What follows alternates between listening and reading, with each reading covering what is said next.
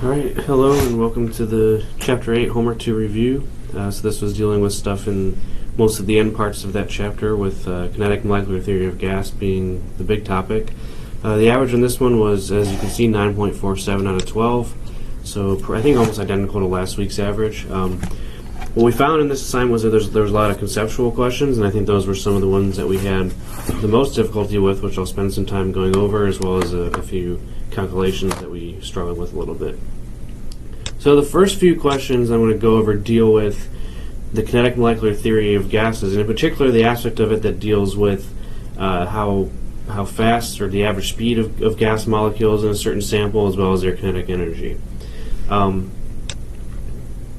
so this first question here says, which gas has molecules with the greatest average molecular speed at 25 degrees Celsius? And the key concept for a lot of these problems, if you can remember this simple relationship, it'll help you a lot, is that so if you're at a given temperature, so all of these gases are at the same temperature as it says here,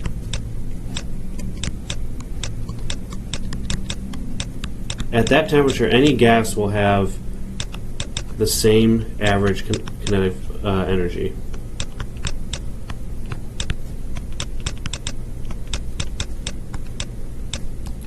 Alright, so what temperature determines is kinetic energy, so in other words, the kinetic energy is proportional to temperature. So there's a linear direct relationship between those two, and so at any given temperature the kinetic energy will be the same. So if we're comparing gases at 25 degrees Celsius, all of them have the same average kinetic energy. They're all the same in that regard, but here we're looking for one that has the greatest average molecular speed. If we remember then that kinetic energy, the simple physics definition, is 1/2 m times the average of the square of the velocity, 1/2 mv squared. If all the gases have the same kinetic energy, the one that has the smaller mass is going to have the higher velocity. So if we're at a given temperature, we're comparing different gases, the gases with the smaller mass, i.e. the smaller molar mass, that's going to correlate with a higher average speed. Alright, so that means in this sample we're looking for the greatest average molecular speed. They all have the same kinetic energy, so the one that has the smallest mass is going to have the greatest speed. So we just need to find the molar masses for these. N2 is 2 times 14, which is 28. CH4 is a molar mass of 16. Krypton is an element. Its molar mass from the periodic table is 84 about. We'll just round these to simple numbers. And then helium from the periodic table, the molar mass is 4. CO2, the molar mass, if we calculate that out, is 44. So the one that's going to have the smallest molar mass is going to have the greatest speed at a given temperature, and so that's going to be choice D, helium. Alright, so at a given temperature, not all gases are going to have the same speed, but the easy way to figure out which one has the highest speed is just look for the lightest gas, or alternatively, the heaviest gas would have the lowest average speed. So in these ones, krypton, choice C, would have the lowest average molecular speed. So that's the relationship between temperature and speed, and this one then is a very similar concept then. So we're comparing two samples of gas, H2 and O2, both at 1 atmosphere and 25 degrees Celsius. We want to know which statement most accurately describes the gases. So again, because they're at the same temperature, they're going to have the same average kinetic energy, but because H2 and O2 have different masses, H2 has a molar mass of 2, O2 has a molar mass of 16, so that means again the lighter gas is going to have the higher average speed between the two. Alright, so the two gases will have same kinetic energy. Hydrogen, though, will have the higher average speed because it has the least mass. So if we look at these statements here, the average kinetic energy of O2 is greater than that of the H2. As we said, the kinetic energy must be the same because they're at the same temperature. So that one's out. This one says the average kinetic energy of O2 is less than H2. Again, the kinetic energy parts are the same at any given temperature.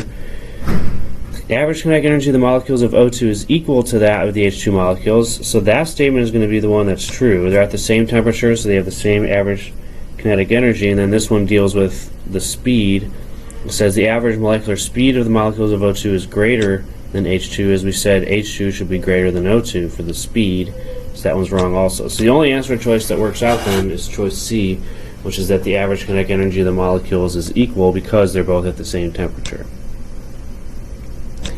Alright, and then same situation here. This time we're comparing speeds though. So we have, again, H2 and O2, same pressure, same temperature. And we're comparing the gases in terms of rate of effusion and molecular speed. And what we should recognize is that this rate of effusion, which again would be the leak rate for a gas if it was leaking out of a container, the rate of effusion is proportional to the average molecular speed. So when we're comparing rates of effusion or comparing rates of, or we're comparing molecular speed, we're really comparing the same thing. The faster the gas molecules are moving, the faster they're going to leak out of a container. So those two are directly correlated with each other. And so here all I do is think about the average molecular speed. So again, we have H2, O2, they're at the same temperature, but they have different molar masses. Oh, I messed this up. I mean, I screwed up here. This is 32, but the comparison still stands. O2 is heavier than H2. Alright, but anyway, we have these two gases, these two molar masses. So this one, again, hydrogen is the smaller of the two, the lighter of the two, so it's going to have the higher average speed and the higher or greater rate of effusion. So those two both track together. And so looking at these comparisons, the rate of effusion of O2 is greater than H2. That one's false. We said H2 has the higher speed and the higher rate of effusion. The rate of effusions are equal for choice B. That's also wrong. Unless the two gases have the same mass, they're not going to have the same speeds at the same temperature. Choice C, the average molecular speed of O2 is greater than H2. That's also opposite of what's true. This one, choice D, the average molecular speed is equal, also false. So this is one of those questions where, again, you have to sort of get over the psychological hurdle of picking none of the above, but that's the correct answer in this case, choice E. Alright, so we have, in this case, same concept as before, and if we're comparing two gases at the same temperature, they'll have the same average kinetic energy, but the speed will depend on the mass. Alright, and then what we're going to get into next, and after going through some of those conceptual questions, are just a couple of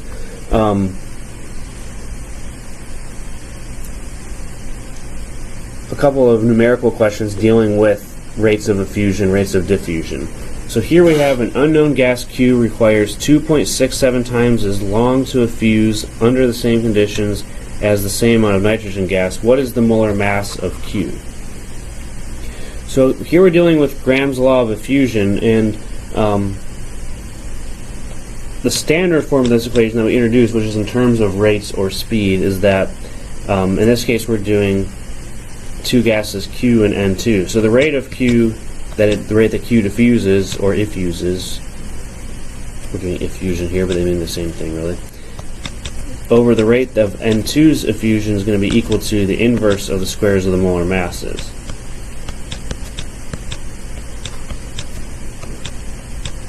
Alright, so that's the form of the equation that we kind of started with. However, in this case we're talking about the amount of time that it takes, 2.67 times as long, and the gas that has the faster rate is going to have the smaller time. And so if we're comparing the times that it takes to effuse, we have to flip one side of the equation. So the time that it takes Q to effuse over the time that it takes N2, the same amount of N2 to effuse, is going to be then directly related to,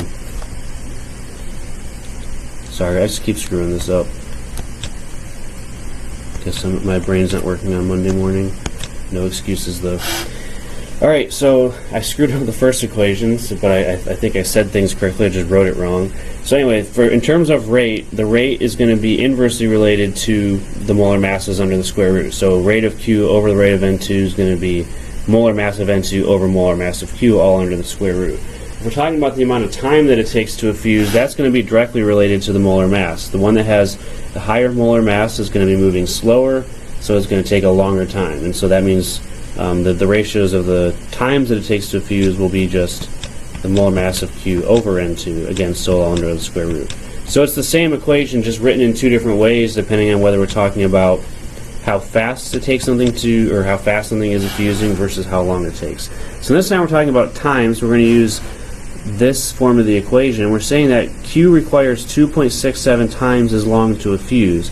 So we don't know the individual times, but we do know that the ratio of the two times is equal to 2.67. So the time that it takes Q to effuse divided by the time that it takes nitrogen to effuse is going to be equal to 2.67, because Q effuses in 2.6 times as long. And that's going to be equal to the square root of the molar mass of Q, which is our unknown, divided by the square root of the molar mass of N2.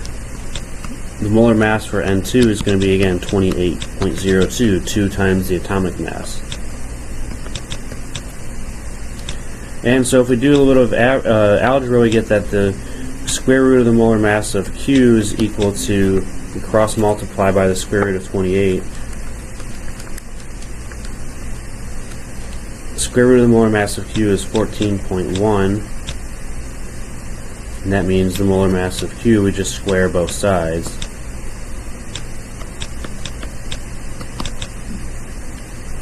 Is about exactly 200. I don't remember what format this question was in, whether it was multiple choice or free response, but you would get 199.8 grams per mole.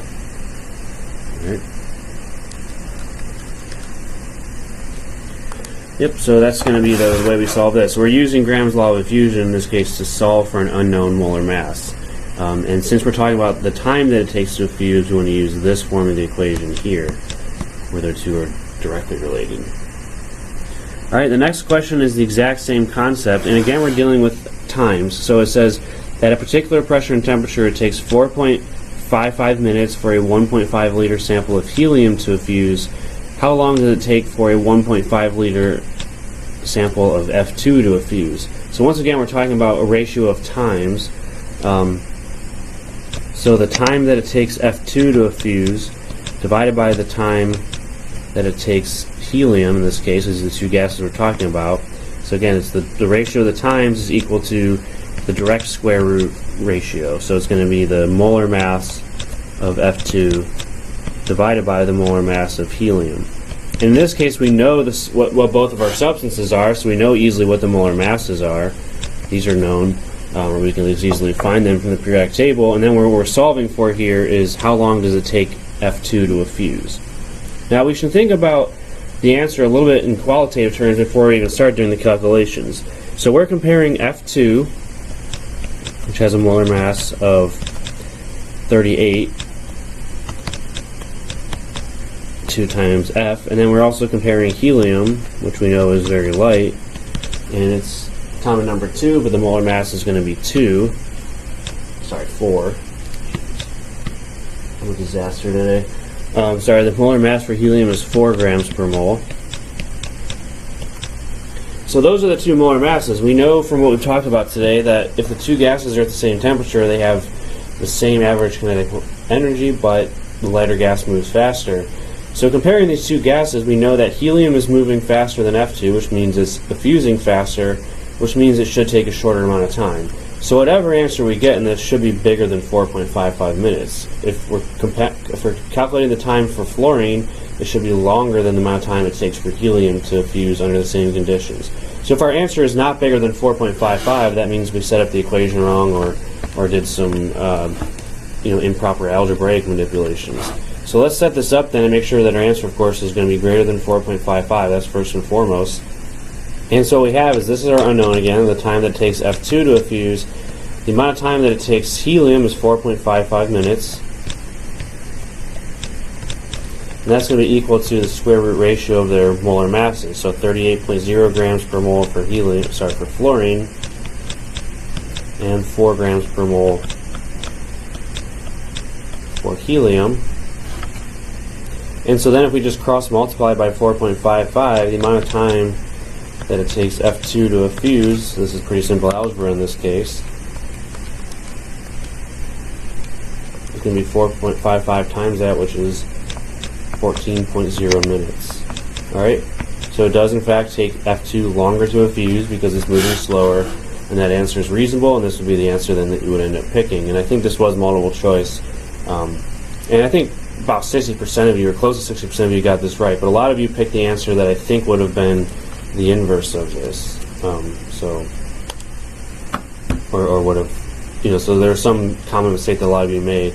You have to make sure that you set up the equation in the right way, and that'll give you then the answer that you want. Alright, so that takes us to the end of Graham's law of effusion and all these different things about kinetic molecular theory. Now the other topic that we had at the very end of Chapter 8 was dealing with deviations from ideal gas law. Alright, so we know the ideal gas law is PV equals nRT, but the reality is that no gas is going to behave this equation perfectly because of some of the assumptions of the kinetic molecular theory breaking down. Now, in terms of deviations from the ideal gas behavior, the main thing that there's two main points about the kinetic molecular theory that aren't true that causes deviations. So one is that the volume of the gas molecules or atoms, whatever it's made up of, is not actually zero. So that's one of the key assumptions of kinetic molecular theory, which is that the molecules themselves don't take up any space. I think we recognize that that's not actually true, and this is one of those that causes deviations from the ideal gas behavior. But the one that's probably even more important that causes deviations is that these interactions between gas molecules or atoms. Alright, so the kinetic molecular theory assumes that the atoms and molecules in a sample of gas have no forces of attraction, no interaction with each other, but this is also false in real gases. And this is something that is going to make a little bit more sense now that we're starting in Chapter 9. So in Chapter 9 we talk about these, what are called intermolecular forces, these interactions between gas molecules or any sort of molecules that are in close contact with each other.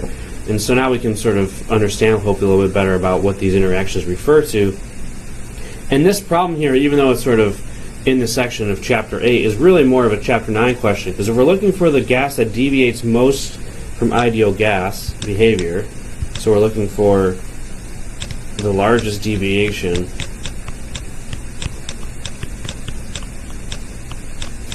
we're looking for the ones that have the strongest attractions between each other, the strongest interactions. Alright? There is this volume part here, but the one that's typically responsible for deviations from ideal gas behavior are these forces of attractions. And as we learned in Chapter 9, there's sort of three different types of intermolecular forces. We learned about London dispersion forces,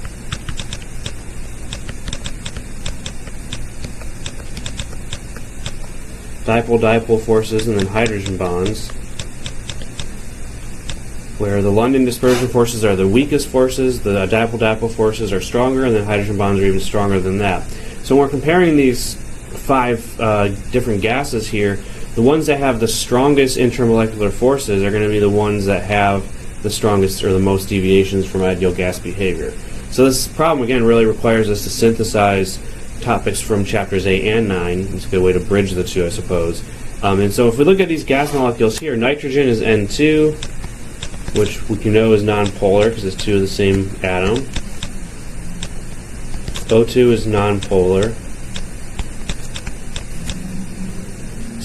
Methane is CH4. We probably had to look that one up. We're not going to have you responsible for nomenclature. But methane is CH4. If we draw the Lewis structure, it's AX4, which also means it's nonpolar. However, ammonia, NH3, AX3E, we know that it's going to be polar. And because it has nitrogen-hydrogen bonds, it's also going to have hydrogen bonding interactions. And then finally, hydrogen H2 is nonpolar. So even without recognizing the subtlety of hydrogen bonding, which is present in ammonia, we know that A, B, C, and E, nitrogen, oxygen, methane, hydrogen, are all nonpolar, so they're only going to have London dispersion forces that are responsible for their interactions, which are very weak and won't cause very large deviations from ideal gas behavior. However, ammonia here is going to have hydrogen bonding interactions, and it's the only one of those five choices that is polar. So we know its intermolecular forces are going to be stronger than the rest. When you have anything that's polar, they interact stronger than anything that's nonpolar. So ammonia is going to be the one that then has the strongest forces of attraction and will likely have the greatest deviations from ideal gas behavior. Alright, so choice D is the one we wanted to pick. Again, that's a little bit of a tough question at this stage because it did kind of require us to know some things about Chapter 9. But at a simple level, if we're comparing gas molecules and trying to figure out which ones have the strongest interactions and then the largest deviations correspondingly, gases that are polar are going to have larger deviations from ideal gas behavior than nonpolar gases in general. Okay? Then on the next one here, we're also talking about deviations from ideal gas behavior, but here we're looking at it in terms of different in different conditions, temperatures and pressures specifically. And this one is helpful to just remember this, but we can try to understand a little bit too. So we're looking for the least deviations from ideal gas law behavior. The deviations are less at which conditions. And so remember, again, going back to what we talked about in the previous one, the two key assumptions of kinetic molecular theory which govern the ideal gas law are one, that we have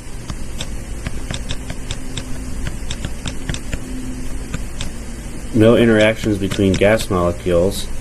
And that's kind of the big one, as we said. And the second big one that governs ideal gas behavior is that you have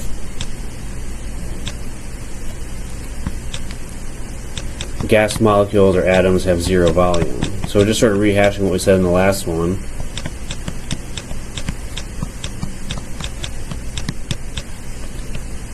And both of these are not exactly true, as we said, so that's why there are deviations from ideal gas law. But if we want the deviations from ideal gas law to be least, we need to then minimize the interactions between the molecules. We can't really do anything to change the volume of the individual molecules and atoms, but if we want both of these things to be true, what we want is, so for the smallest deviations, what we're looking for here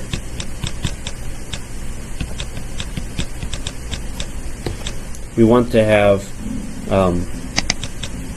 the gas molecules to be spread far apart,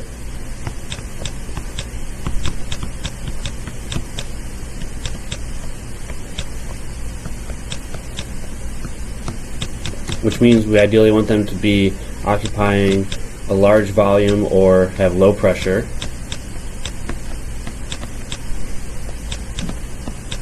That's going to put the gas molecules far apart from each other, which means that they're not going to interact with each other as much. And then we also want them to be moving faster, because then again they spend less time interacting with each other, which means they're going to behave more ideally at high temperature. So what we should remember then, and again it's helpful to understand why, is that for the smallest deviations what we then want is we want a large volume, a low pressure, and a high temperature. So under these qualitatively relative conditions, so large volume, low pressure, high temperature, we're going to have the smallest deviations from ideal gas behavior, because those are the conditions in which the gas molecules are going to be spending less time interacting with each other, and which the volume of the container is much larger than the volume of the molecules, so that this other assumption about the zero volume that they have is going to also be true. So those are the things we're looking for here. So we're looking for low pressure, high temperature to have the smallest deviations. So that's going to be, we want choice B, high temperature and low pressures. Those are going to be the ones that involve the smallest deviations. So if you want to just memorize that, go ahead. I mean, that's going to be the typical type of question we ask about deviations from ideal gas behavior. But at the same time, I think understanding why that is crucial as well, and the reasons are we want to, again, faithfully obey the kinetic molecular theory as much as possible in a real sample of gas. Alright, so that's the last conceptual question. Some of these are sort of semi-conceptual, if you want to say it that way. But the last two I'm going to go over deal with a topic that came actually a little bit earlier, but I'm just putting it out of order for no real good reason, which is Dalton's law of partial pressures.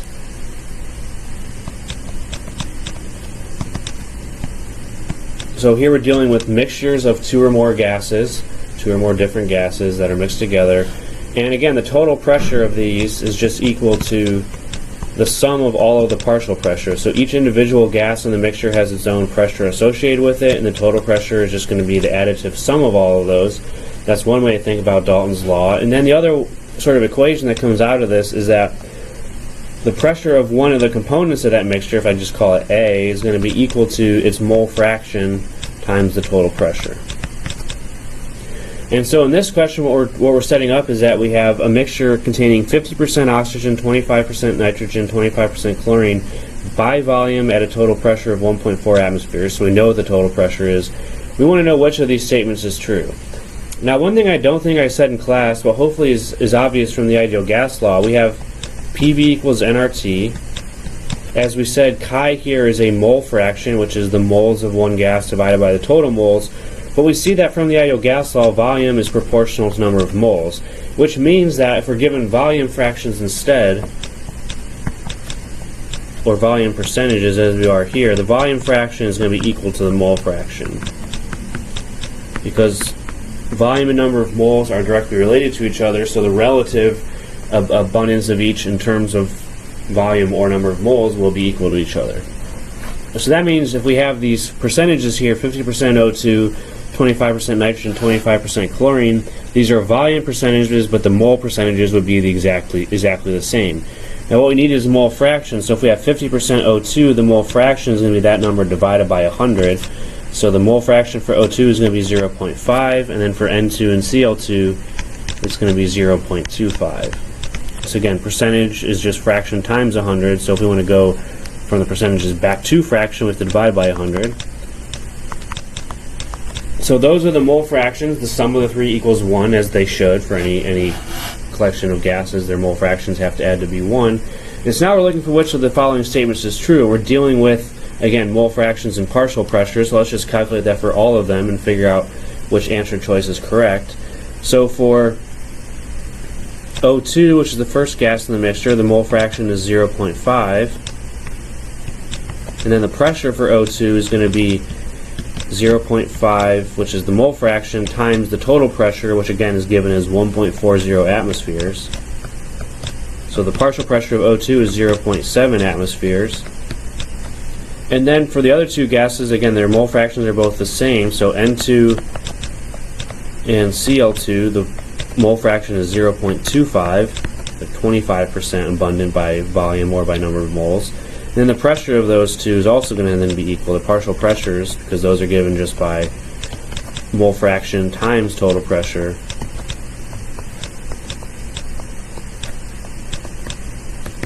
So 0.25 times that is 0.35 atmospheres.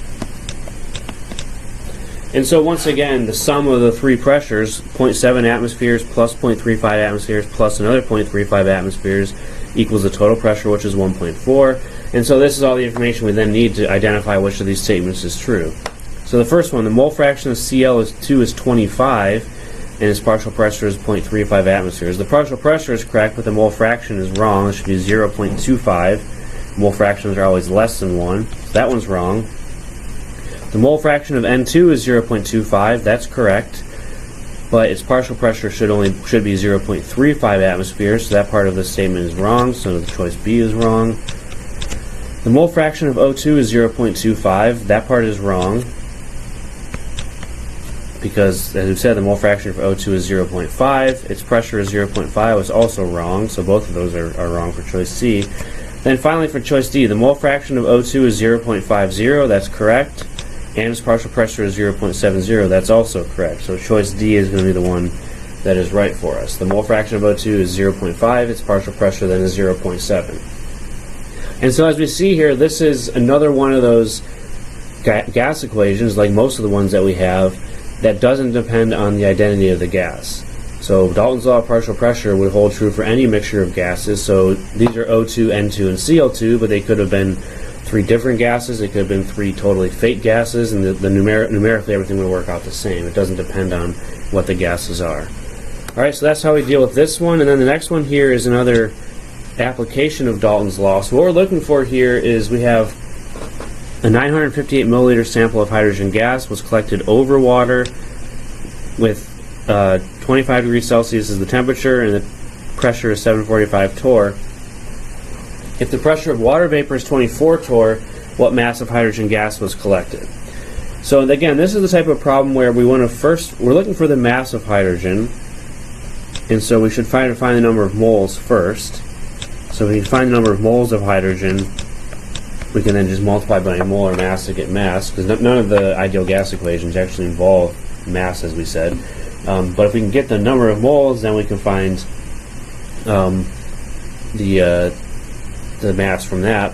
What we have to do here is then use ideal gas equations. So the number of moles of hydrogen from the ideal gas equation is just going to be the pressure of hydrogen times the volume divided by RT. So that's just rearranging the ideal gas law to solve for number of moles.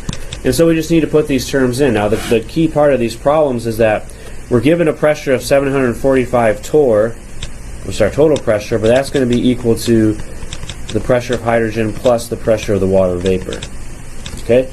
Because we're collecting the hydrogen over water, so there's going to be some vapor pressure of water.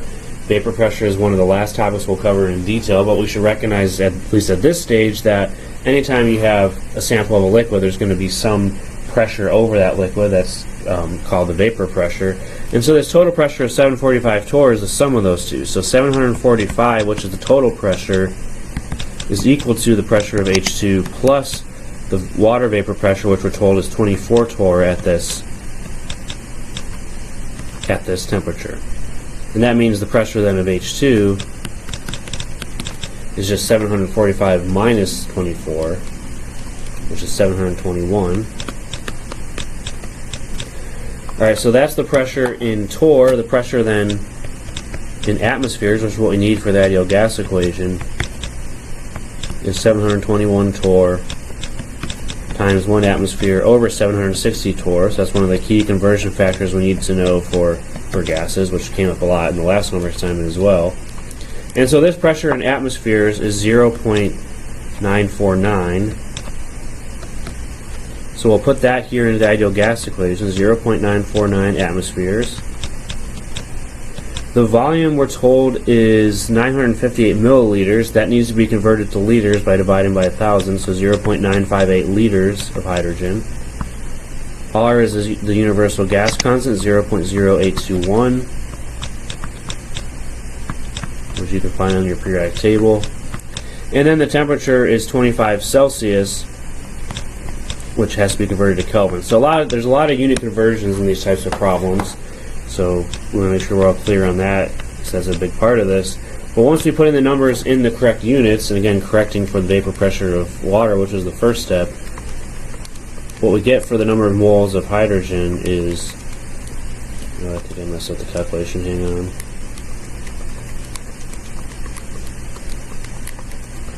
We get 0.0372 moles. So that's the moles of hydrogen. And then finally, if we're looking for the grams of hydrogen, we have the number of moles that we got from ideal gas equation, 0.0372. And then we just use the molar mass of hydrogen, 2.02 grams of H2 per 1 mole. We also have to remember for this problem that hydrogen is H2. I kind of skipped over that part, but the standard state for hydrogen gas is dihydrogen H2, and so that's important when we're calculating the molar mass especially. And so when we work this out, the number of moles times the molar mass, we get 0.0751 grams of hydrogen. Now if you had forgotten to correct for vapor pressure, you would have gotten a number that was slightly larger than that, which would be just outside of the range of acceptable answers. So on these types of problems, we have to again correct for the vapor pressure of water. It's a small correction, but it's one that's important to do if we want to get these problems correct. Alright, so that's how we would approach that one. So that takes us to the end of today's review. Thank you all for tuning in and watching, and if you have additional questions on this assignment, please come find me. We do have an exam coming up next week, so and this stuff will all be on the exam, so it's important that we sort of get some of these things squared away before the exam next week. Alright, I'll see you guys later in class today.